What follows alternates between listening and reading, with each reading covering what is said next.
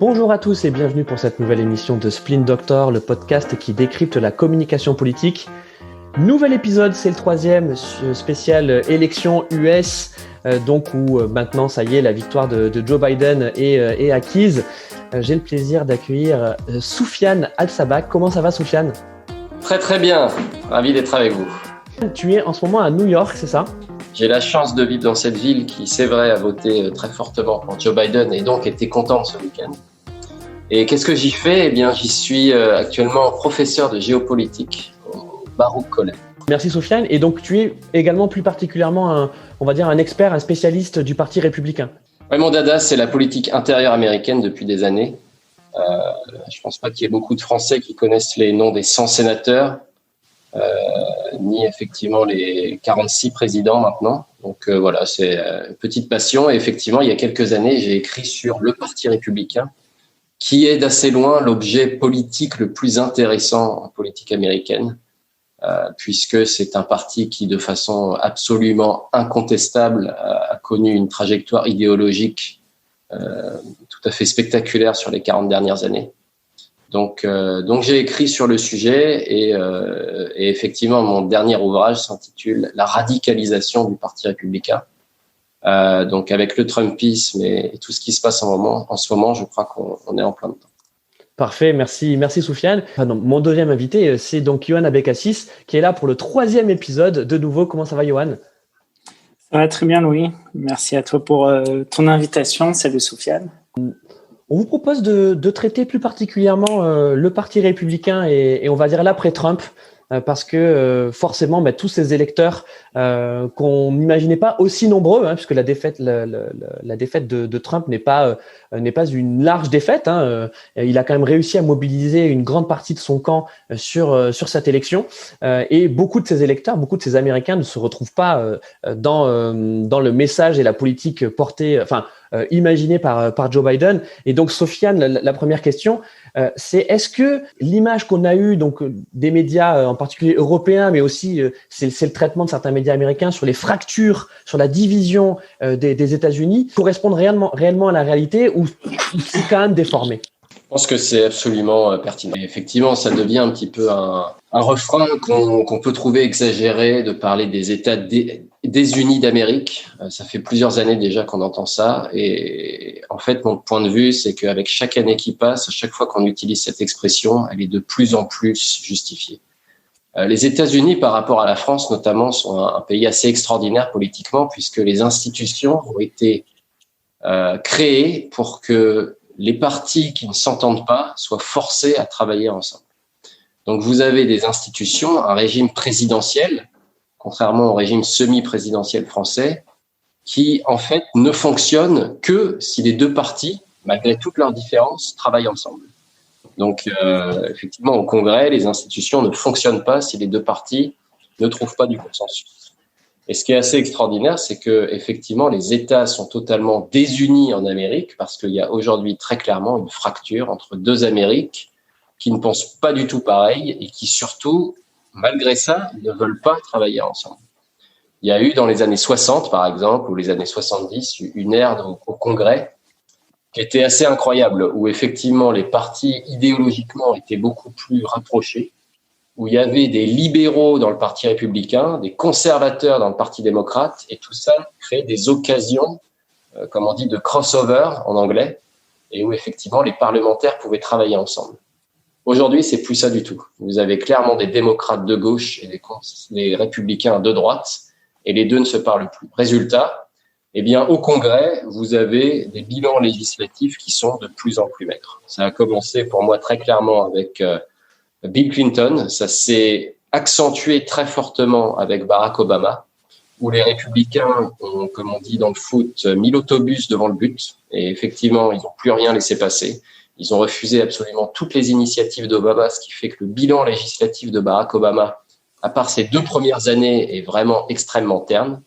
Et avec Donald Trump, il s'est passé exactement la même chose, où pendant les 2 premières années de son mandat, il a réussi à faire passer quelques projets de loi, notamment la fameuse réduction d'impôts massive de 2017. Mais ensuite, aussitôt que les démocrates ont repris la Chambre, eh bien, c'était la prime à l'inaction. Et plus rien, législativement parlant, ne s'est passé au Congrès. Donc, les États désunis d'Amérique, c'est pas du tout un soundbite, c'est une réalité. Et c'est une réalité qu'il est absolument crucial de changer. Joe Biden le sait parce que sans ça, il pourra absolument rien faire au Congrès. Donc, c'est un défi immense. Merci Soufiane. Et Johan, on l'avait dit lors d'un précédent épisode, ce que le Parti démocrate a largement sous-estimé ces 10 dernières années, c'est le sentiment de déclassement d'une grande partie des classes moyennes américaines. Et on parle notamment, forcément, c'est le symbole de la Rust Belt, mais pas uniquement, quoi. Qu'est-ce qui a fait que le Parti républicain, via le Trumpisme, mais pas uniquement, a réussi à mieux s'adresser à ces Américains que le Parti démocrate? Écoute, c'est une bonne question. Effectivement, je pense le point, moi j'ai le souvenir, c'était ça, c'est-à-dire que en considérant l'électorat justement de cette Rust Belt, en tout cas ouvrier, ces banlieues blanches paupérisées, dues à la désindustrialisation des dernières décennies, le Parti démocrate le considérait comme acquis. Je crois qu'Hillary Clinton n'avait même pas mis les pieds ni dans le Wisconsin et la veille de l'élection, je crois dimanche soir, avait quand même cru bon d'aller dans le Michigan. Et c'est même un peu une victoire même de Joe Biden puisqu'il avait martelé, en tout cas au sein de l'état-major, qu'il était le candidat le plus à même d'aller chercher ses électeurs et de reconstituer ce mur bleu.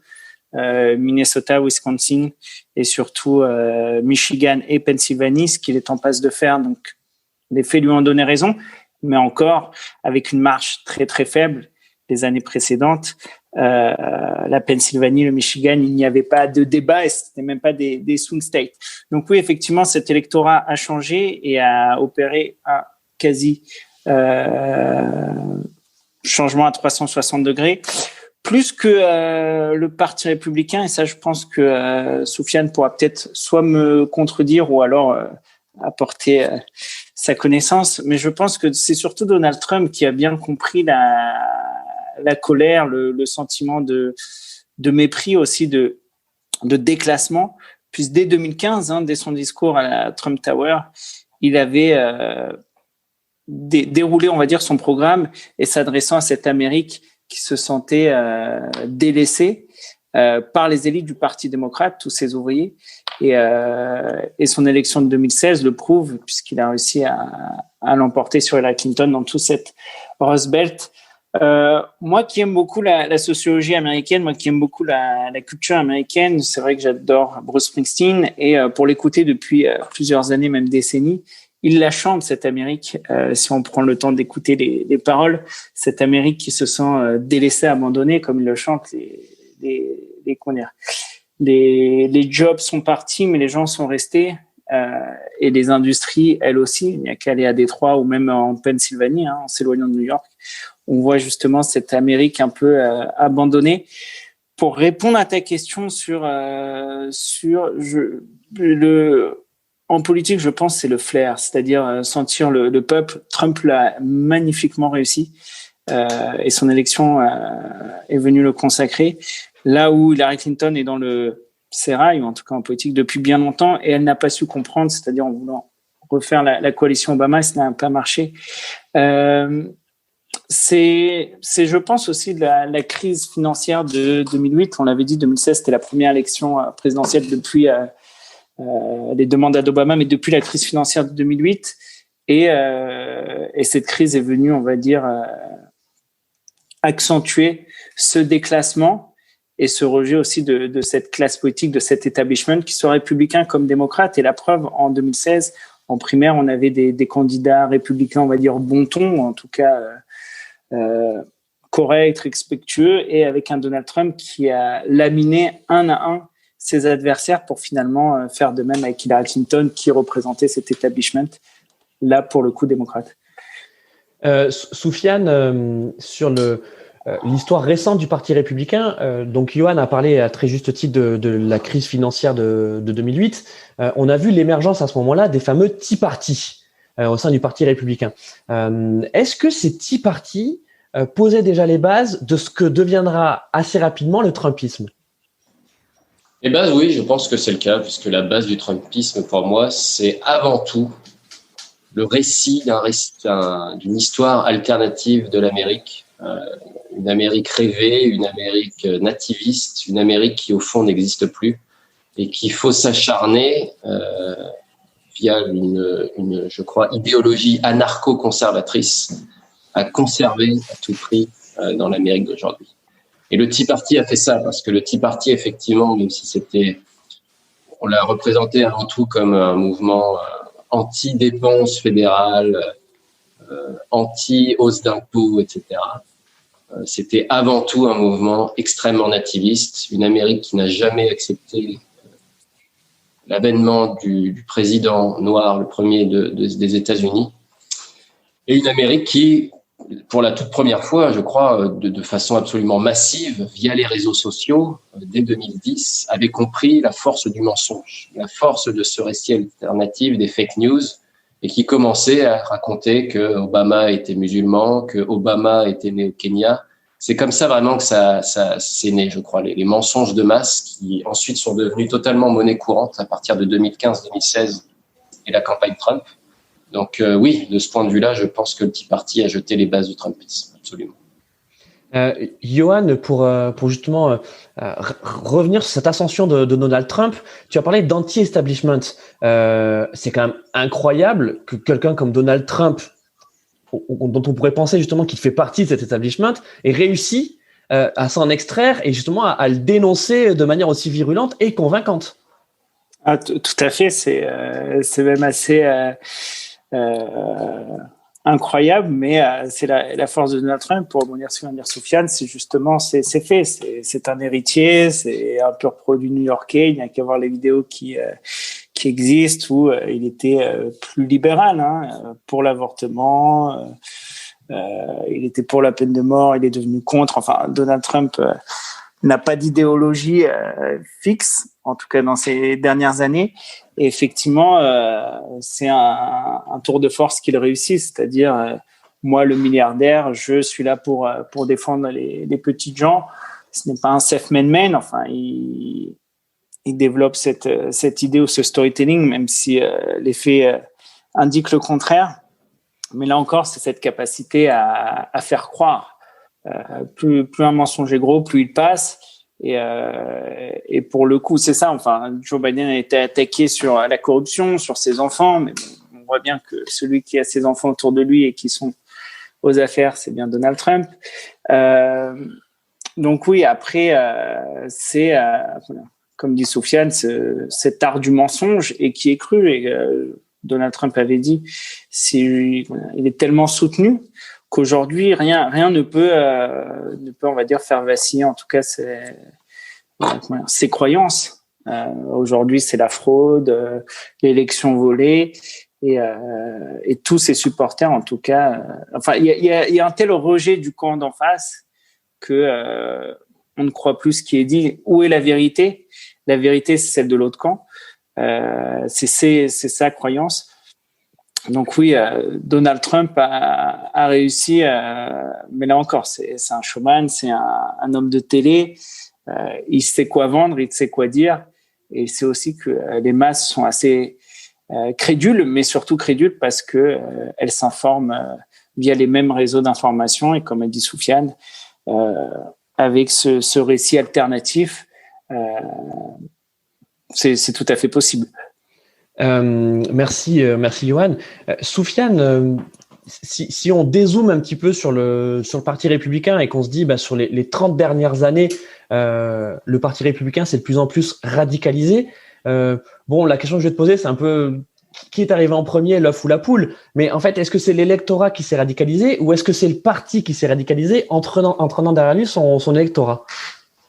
Compliqué. Ça, c'est une question très, très compliquée. Parce que je dirais... Je suis tenté de dire que le parti a radicalisé la base, mais c'est pas non plus, c'est pas vrai à 100%. Alors, premier point, on va regarder ce qui s'est passé dans les deux cas. Premier point, le parti a radicalisé la base. Oui, absolument. C'est les leaders du Parti républicain qui, au départ, ont fait un premier mouvement, notamment en 2010, de manière, je crois, décisive, qui était de choisir leurs électeurs. lorsque la vague du Tea Party renverse Barack Obama lors des midterms de 2010, les républicains font ce que les démocrates, c'est vrai, avaient fait lors des décennies précédentes lorsqu'ils gagnaient, c'est-à-dire redécouper les circonscriptions à leur avantage.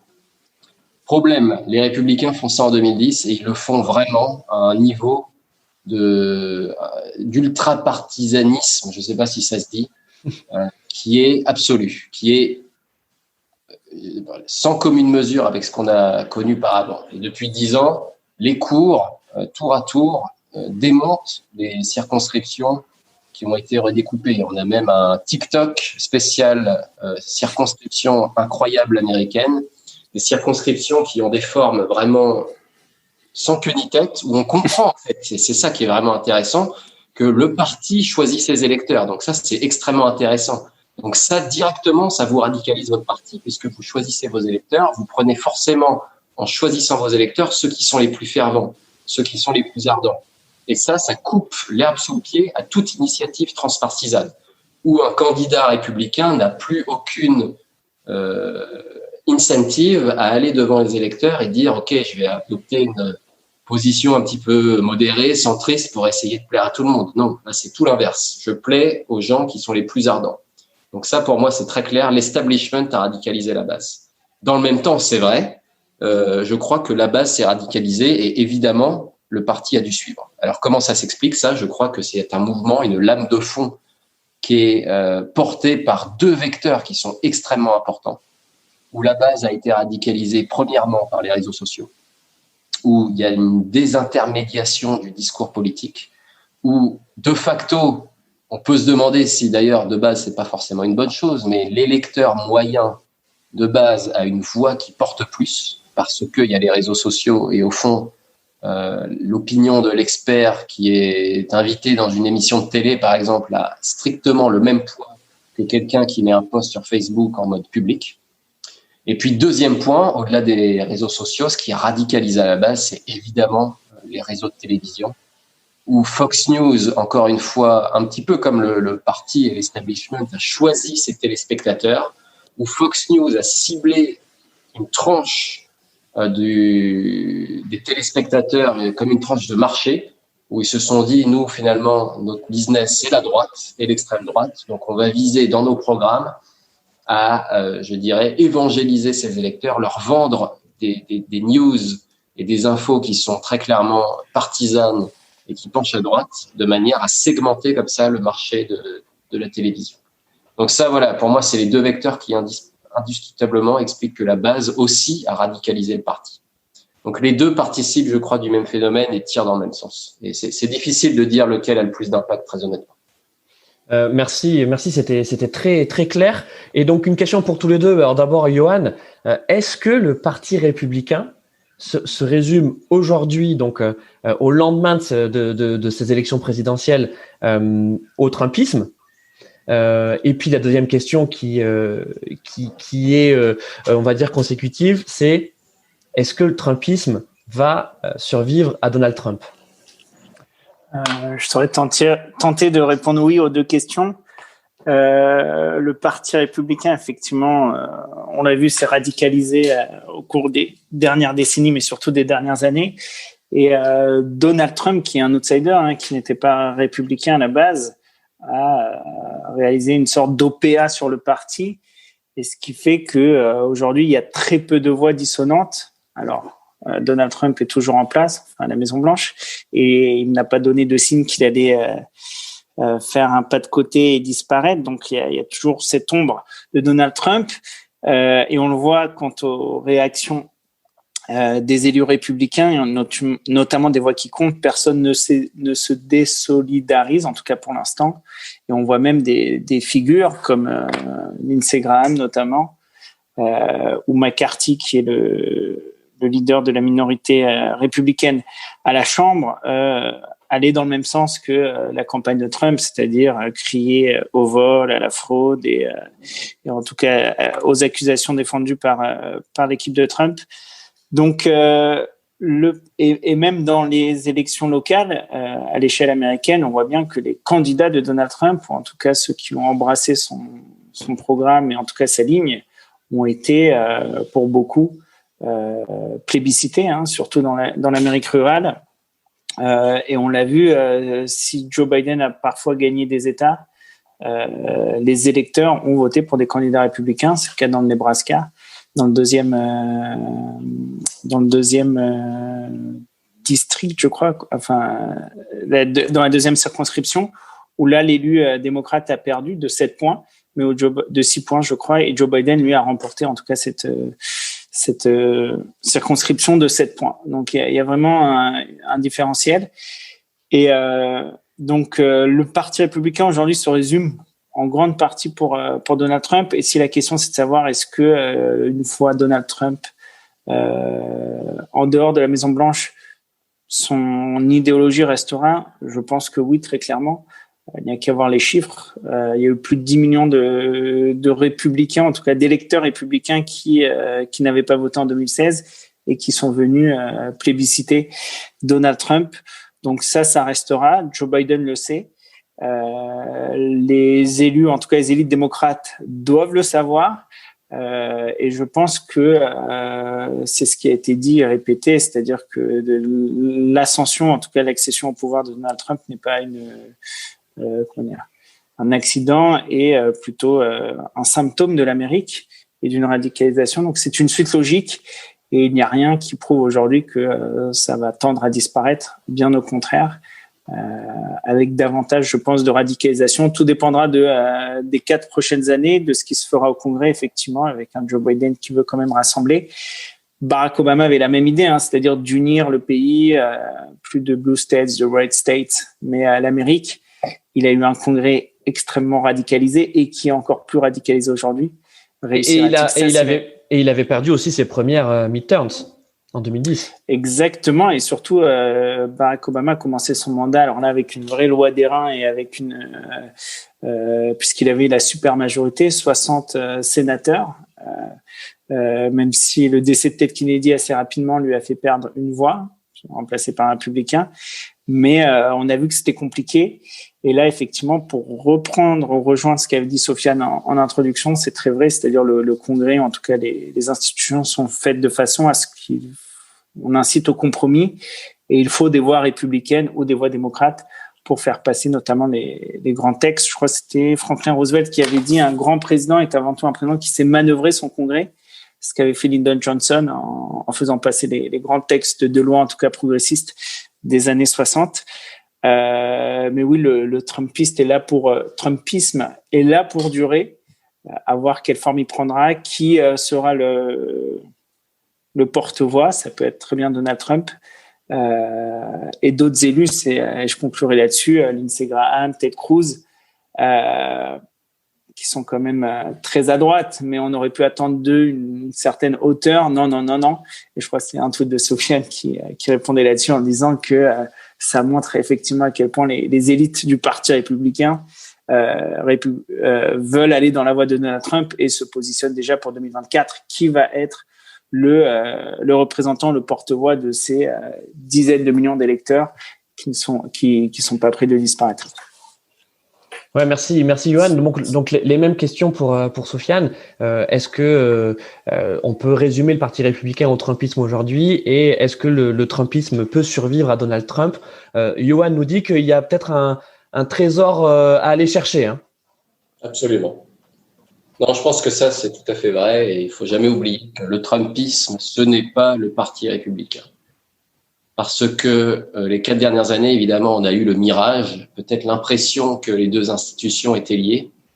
Mais il y a clairement une idéologie Trump, il y a clairement un establishment, un appareil, une institution politique qui est le Parti républicain. Il y a eu une alliance de circonstances pendant 4 ans, mais là, on le voit, les lignes de fracture vont très vite commencer à revenir au premier plan. Première question, est-ce qu'on reconnaît la défaite de Trump ou pas ? Vous voyez très clairement qu'il y a des élus républicains comme Cruz et comme Graham qui jouent le jeu du Trumpisme, qui se savent totalement dépendants de la base Trumpiste dans leur électorat. Donc, effectivement, ces personnes-là ont une incentive à, je dirais, essayer de conserver leurs électeurs et essayer de satisfaire la base de Trump. Dans le même temps, le Parti républicain, c'est une institution. C'est des gens qui portent des élus à travers tout le pays. Et si on en vient à contester l'appareil même de la démocratie, ce qui lui donne sa légitimité, c'est-à-dire le vote, eh bien évidemment, le Parti républicain, en tant qu'appareil qui vide la démocratie, eh bien se coupe immédiatement l'herbe sous le pied et en fait se tire une balle dans le pied. C'est aussi simple que ça. Donc ils peuvent pas aller aussi loin que de dire on va soutenir Trump à tout prix. D'où une espèce de transition en douceur qu'on est en train de voir se mettre en place, où effectivement on sait très bien que Joe Biden a été élu, que c'est incontestable, mais on va essayer de mettre en place des éléments de langage pour, je dirais, ménager l'ego de Monsieur Trump et de son clan pendant quelques jours. Ça, c'est le scénario effectivement le plus probable. Pour la suite, évidemment, le Trumpisme ne disparaît pas.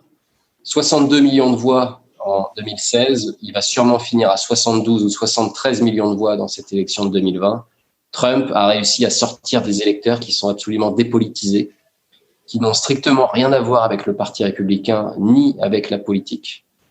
Et effectivement, le Parti républicain, dans les années à venir, ne peut pas gagner au niveau national contre les démocrates sans les électeurs trumpistes, sans faire sortir ces électeurs qui, lors des élections de 2016 et de 2020, sont allés voter uniquement parce que la figure de Donald Trump était sur le ticket. Ça, il faut bien comprendre.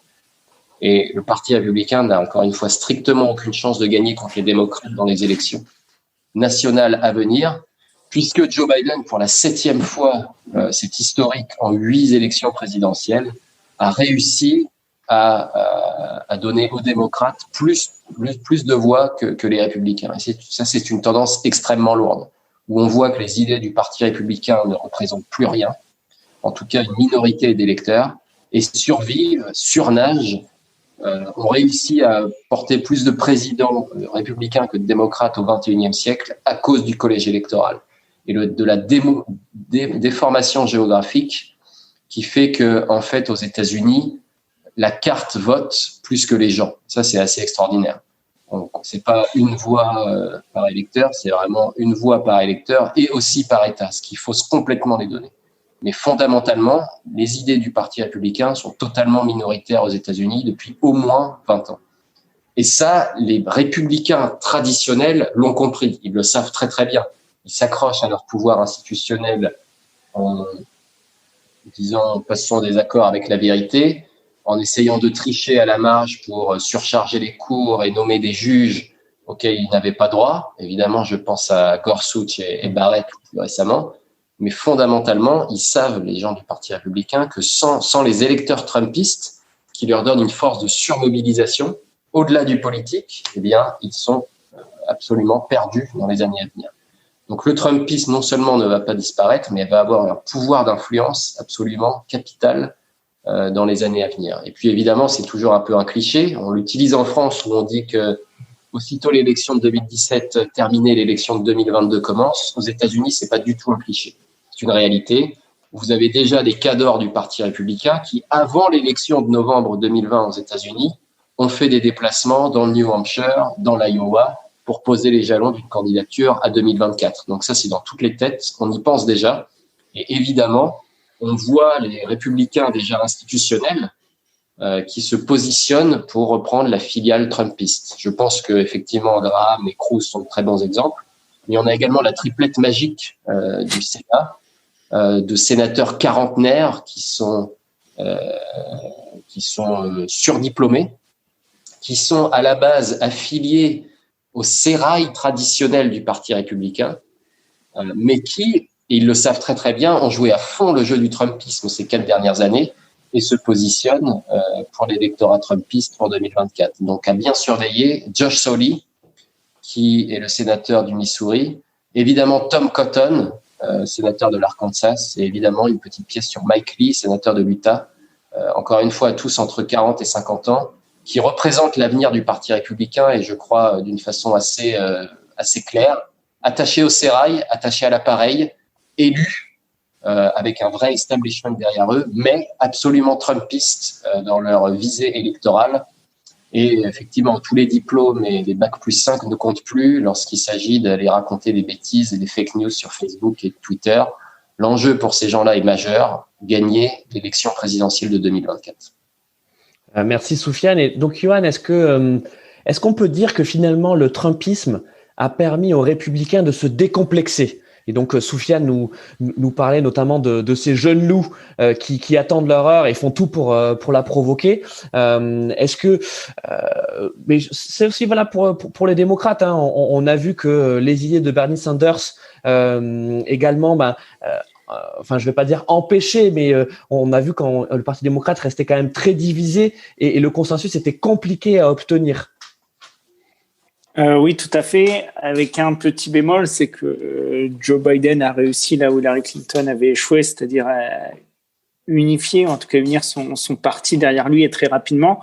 On l'a vu dans le cas des primaires où ça n'a pas duré. Alors évidemment, la crise du coronavirus a un peu précipité les choses. Bernie Sanders a pris aussi ses responsabilités en se retirant, en se rangeant sans arrière-pensée derrière Joe Biden et finalement en mettant sous silence les dissensions au sein du Parti démocrate qui sont réelles, et ça a déjà d'ailleurs commencé depuis les résultats. Ta question était sur le Parti républicain et sur Oui, mais t'inquiète, je couperai au montage. C'est pas mal sur le parti démocrate. Le Parti démocrate. Je te refais la question. Ouais. D'accord. Vas-y. Finalement, la campagne de Joe Biden, sur le plan des idées, elle n'a pas vraiment imprimé, parce que justement, je vais être volontairement un peu extrême sur ce point-là, il n'a pas porté beaucoup d'idées. Pour créer le consensus au sein de son camp, au sein du Parti démocrate, il a fait une campagne anti-Trump, il a rassemblé les énergies anti-Trump, mais il n'a pas encore réussi la synthèse de la gauche et du centre au sein du Parti républicain. Donc, la question d'après, c'est est-ce que le Parti démocrate est de nouveau capable de parler à cette Amérique déclassée qui, ces dernières années, a préféré les idées de Trump? C'est tout l'enjeu des 4 prochaines années, effectivement. Alors, on peut critiquer ou pas, mais effectivement, Joe Biden a fait une campagne, en tout cas une stratégie très pragmatique. Il n'a pas pris de risque à s'exposer et à prendre des positions assez radicales ou tranchées pour son électorat, et en sachant pertinemment que, surtout pour une réélection, c'est surtout la personnalité du président en place qui fait le sort de l'élection, et qui est le président en la personne de Donald Trump. Donc effectivement, c'est un référendum. Ça a été une campagne à demi-mot, faite sans meeting, sans grandes annonces, même si pour le coup, il y a une plateforme démocrate, mais qui la connaît aujourd'hui, je pense pas beaucoup de personnes. Joe Biden a eu l'intelligence de faire travailler Bernie Sanders, l'aile gauche, avec notamment Alexandria Ocasio-Cortez, notamment sur le climat. Il a eu quand même des paroles fortes sur le climat dans son discours de victoire. Le plus dur commence quand il va falloir prendre des mesures, ou surtout en tout cas au niveau de l'agenda politique. Et là encore, on revient au Congrès, là encore, on revient au Sénat. La majorité est très faible à la Chambre des représentants. Elle est hypothétique au Sénat, mais quoi qu'il arrive, il faudra vraisemblablement des voix républicaines pour faire passer les textes de loi. Et qui dit voix républicaine dit projet de loi plus ou moins mesuré, en tout cas des compromis. Est-ce que l'aile gauche du Parti démocrate acceptera? On a vu déjà Alexandria Ocasio-Cortez monter au créneau et appelant à ne surtout pas s'asseoir sur le vote progressiste, en revendiquant même la force des idées progressistes qui ont permis à certains élus démocrates de se maintenir au pouvoir. Donc c'est un vrai débat. Joe Biden a quand même, je pense, cette capacité à rassembler. Alors il sera tiraillé sur l'aile gauche du Parti démocrate, il sera tiraillé par les républicains qui peuvent donner des signes de compromis. Ça sera un vrai enjeu, mais effectivement, oui, ça pousse du côté de la gauche du Parti démocrate. Il va falloir être équilibriste du côté de Joe Biden. Il y a déjà des pressions pour la composition de son administration et de son cabinet. On sait qu'il veut faire entrer vraisemblablement des élus républicains. Comme il faudra le vote du Sénat, est-ce qu'il sera tenter de mettre des élus marqués très à gauche. Je pense à Elizabeth Warren, notamment pour le secrétariat au Trésor. Ça peut faire, provoquer certains républicains, notamment Mitch McConnell. Donc, à voir. Mais effectivement, oui, il y a un vrai débat qui couve au sein du Parti démocrate et qui n'est pas résolu par cette élection qui plus est assez large dans les voix et au niveau des États, mais en tout cas serré au niveau du vote républicain. Soufiane, Johan vient d'en parler. Vraisemblablement, Joe Biden va essayer d'intégrer des républicains dans son administration. Quel type de républicains? Est-ce que ça serait des élus, des personnalités qui seraient à la marge du parti, notamment celles qui, dans les premières heures du Trumpisme, s'étaient démarquées de Trump? Est-ce que c'est vraiment envisageable? Oui, c'est plus qu'envisageable. Je pense que Joe Biden a une obligation maintenant électorale de montrer qu'il est vraiment un président pour soigner l'Amérique, comme il l'a dit. Et ça passe évidemment par des nominations de républicains. Il n'y en aura pas 25 dans l'administration, mais il y aura, je crois, 2, peut-être 3 nominations clés, symboliques, qui montrent que Joe Biden est très sérieux sur le fait qu'il veut tendre la main à l'autre côté du Congrès.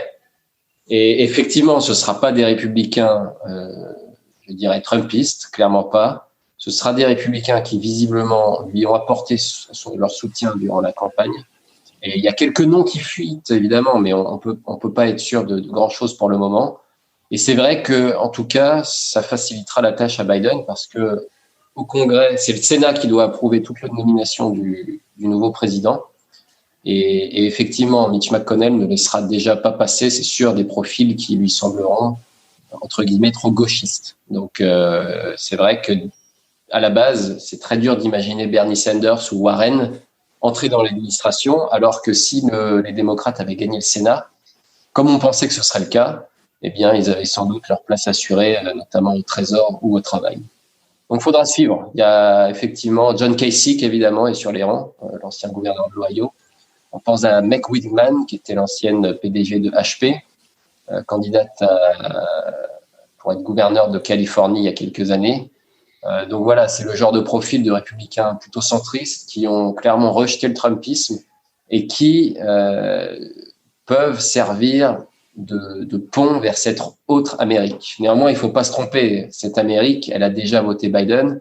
C'est pas du tout l'Amérique que Joe Biden devra convaincre et devra faire revenir dans le sillage de la rationalité et du calme. Ce sera clairement pas suffisant. Donc, il faudra voir comment tout ça se joue. Ça ne peut être qu'une première étape. Et Joe Biden, de toute façon, va devoir affronter une opposition qui ne veut pas l'entendre. Ça, il faut qu'il le comprenne très, très vite. S'il espère faire obtenir quoi que ce soit du Sénat républicain, il ferait mieux de changer de stratégie très, très rapidement. Commencer immédiatement à faire campagne pour les midterms de 2022 pour essayer de changer la mauvaise chance qui, à chaque fois, veut que le président en exercice prenne une grosse fessée dans les premières midterms. Ça, ce sera absolument capital. Les démocrates ont plutôt une carte favorable en 2022, où il y aura encore une fois à peu près 20 sièges républicains en jeu contre 10 démocrates, avec des retraites anticipées côté républicain, notamment en Géorgie et en Pennsylvanie. Absolument capital que les démocrates profitent de ce mouvement, réussissent les midterms et pensent à déjà quoi faire après 2022, parce que je crois que malheureusement, l'histoire récente nous indique que Mitch McConnell, son plus grand achèvement dans la politique américaine, c'est d'avoir fait le conservatisme, donner corps au conservatisme et lui avoir donné des résultats exceptionnels. Comment faire cela? Il l'a très très bien compris, refuser à tout prix de collaborer avec l'autre parti. Si vous faites ça, vous empêchez à l'Amérique de changer, vous empêchez tout progrès. Et ça, en tant que conservateur, c'est votre but ultime. Quand vous êtes conservateur, vous êtes content avec les choses telles qu'elles sont. Vous aimez l'inégalité, vous aimez les disparités raciales, vous aimez l'Amérique telle qu'elle a toujours fonctionné. Donc, il faut absolument donner aucun oxygène aux démocrates qui, eux, veulent changer les choses. Et donc ça, je crois que Joe Biden va devoir l'accepter. Le coup de soigner l'Amérique et de reach across the aisle, donnons-lui une chance, mais je crois que très très rapidement, il va falloir lui accepter la réalité que les républicains sont pas du tout dans le même business aujourd'hui. Et ils ne pensent pas en termes de gains politiques de la même façon que les démocrates. Merci Soufiane. Et donc Yohan, Soufiane parlait donc déjà de la projection dans 4 ans, 2024, future élection présidentielle. Mais donc avant, il y a les midterms de 2022. 2 ans, ça va arriver très vite. À quoi on peut s'attendre de la part des Républicains dans les 2 années à venir? Effectivement, 2022, c'est déjà demain. On est en 2021 dans 2 mois. L'élection à peine terminée, la prochaine commence. Surtout, comme disait Soufiane, déjà même pour 2024, puisque les primaires auront lieu en 2000. La campagne aura déjà commencé en 2023 et il faut déjà se positionner dès 2022. Je rejoins tout à fait et parfaitement ce qui vient d'être dit par Soufiane, c'est-à-dire au niveau de l'opposition et de l'obstruction manifeste et assumée de la part des Républicains emmenés par Mitch McConnell. C'est effectivement le cas, c'est-à-dire Obama était arrivé au pouvoir avec cette même idée d'être au-dessus des partis, de faire progresser l'Amérique ensemble.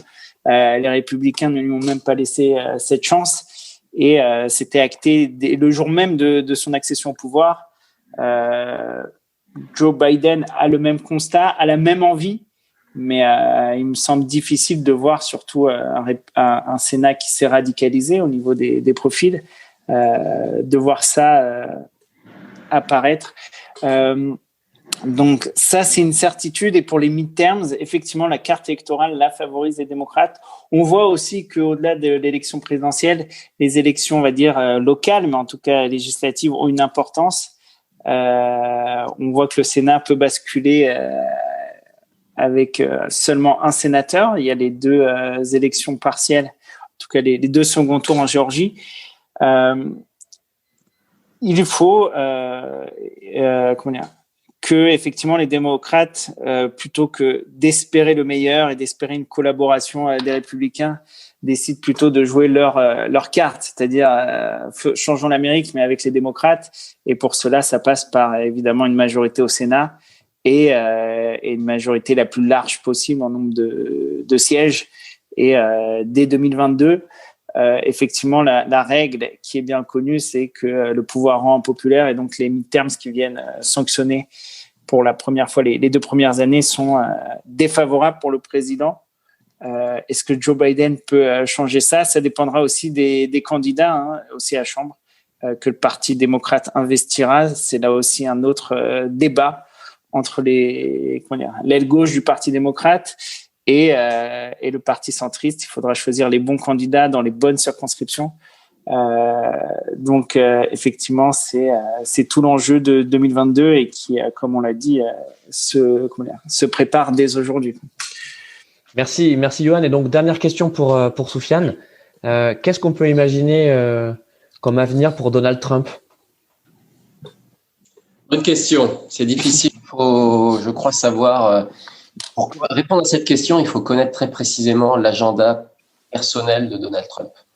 Parce qu'on ne sait pas dire aujourd'hui si la priorité de Donald Trump, c'est vraiment la politique et rester en politique et continuer à gagner en politique parce qu'il a l'air de s'y épanouir, ma foi, beaucoup. Avec tous ses tweets depuis des années qui remontent d'ailleurs bien avant la présidentielle de 2016, où on voit qu'il aime ça. Dans le même temps, on ne sait pas dire si c'est ça la priorité ou si c'est vraiment pour lui échapper à la justice. Et ça, évidemment, il va falloir qu'il en tienne compte parce qu'on sait très très bien que le district de New York est déjà le 31 janvier à attaquer les dossiers. Il y a beaucoup à faire, il y a beaucoup de matière et effectivement, si Donald Trump se voit obligé de mettre en priorité cet agenda, je dirais, judiciaire, il pourrait très simplement être empêché de se représenter en 2024. Donc voilà, c'est difficile. Je pense qu'il n'a plus grand-chose à faire dans le business, donc je pencherais plutôt sur une candidature probable en 2024. Mais c'est difficile de savoir ce qu'il va être capable de faire dans son agenda dans les années à venir. Ce sera clairement pas évident. Parfait, merci beaucoup à tous les deux pour cette émission une nouvelle fois très riche autour donc du Parti républicain et du Trumpisme. On espère que ça vous a plu. Si vous souhaitez interagir avec Soufiane et Yohan, il me semble que vous êtes tous les deux sur Twitter. Et donc à très bientôt pour de nouvelles aventures autour de la communication politique.